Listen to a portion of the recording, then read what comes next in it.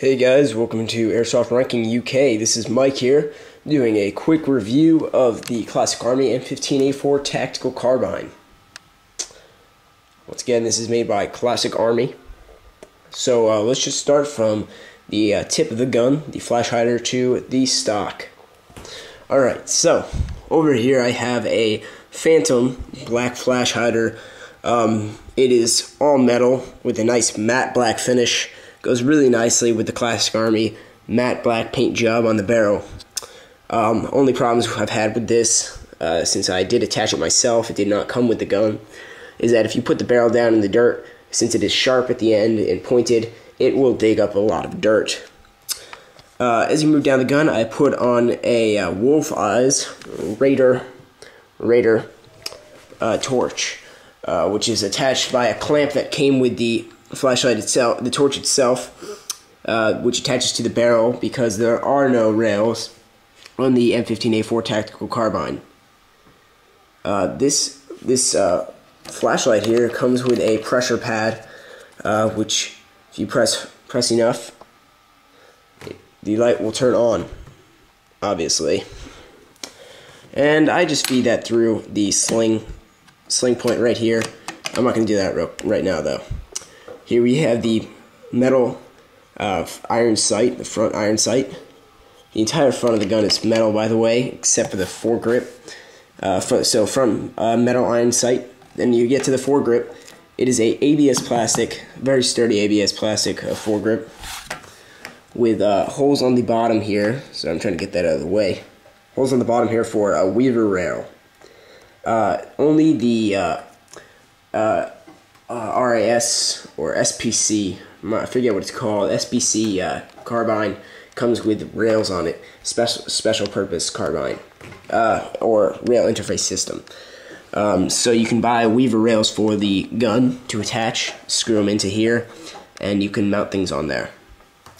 I've had no problem with this. On the normal M15A4 carbine, you put the battery in the foregrip, but since this has a full stock, and this is the tactical carbine, you do not put it in here.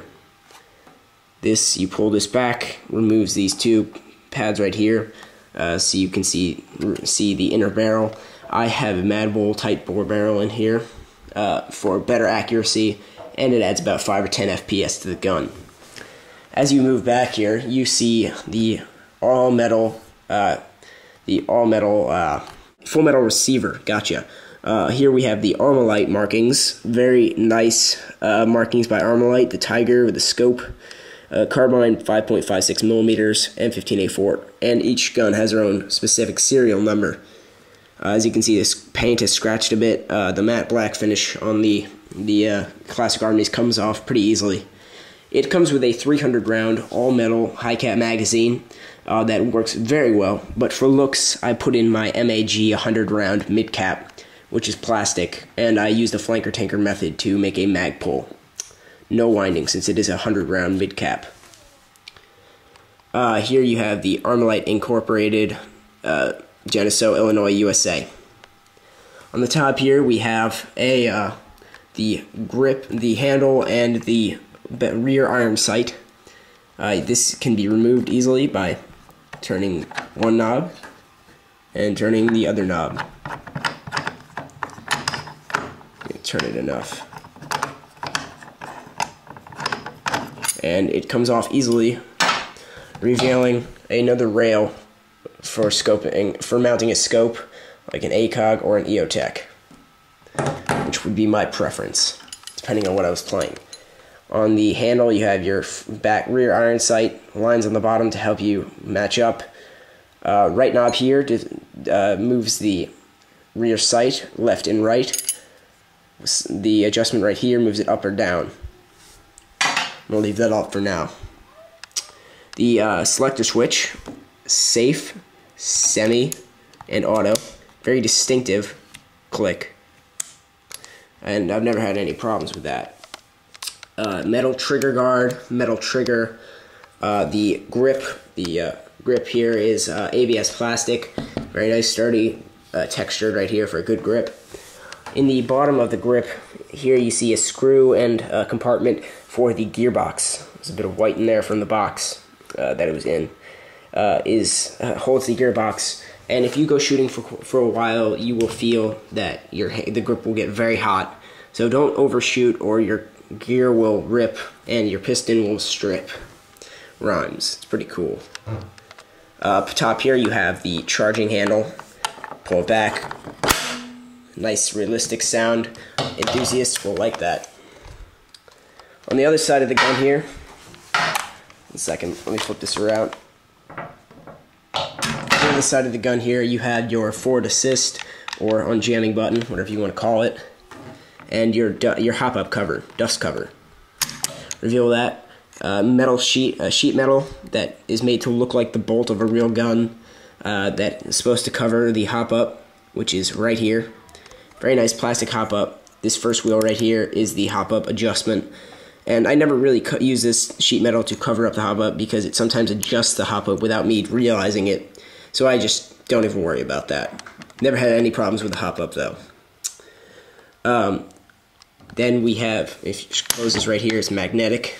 The magazine release button takes out the magazine, obviously. And basically everything on this side is basic. As we move down the gun, you see the ABS plastic stock. Very nice, firm plastic.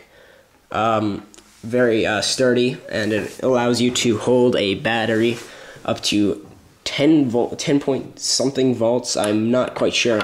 I use an 8.6 volt, 3600 mAh battery. Battery goes in here, this textured back butt of the gun, with a small little compartment. And the 8.6 volt, 3600 mAh battery is a very large battery, and it barely fits in the stock. I haven't tried a 9.6 volt. Or, yeah, 8.4 volt. Sorry, I had an 8.4 volt. The rate of fire with the 8.4 volt, 3600 Intellect battery is very, very fast. 900 rounds per minute to 1,000 rounds per minute, depending on the amount of charge. FPS stock is about 315, 325. But I upgraded it with an M120 spring, so now shoots about 400 with the barrel and aluminum piston and bearings. Overall, this is a very nice gun, and I highly recommend it. So Airsoft Ranking UK will give it a 9 out of 10. The 9 out of 10, not 10 out of 10 because of the missing rails and the paint that scratches off quite easily. But overall, it's a great gun. Reason I chose the tactical carbine over the normal carbine and the M16 is because it's mid-size. The M16 is longer for woodland, carbine is shorter for CQB. I can use for both. I like this gun a lot. I highly recommend it. Thanks for watching Airsoft Ranking UK. This is Mike.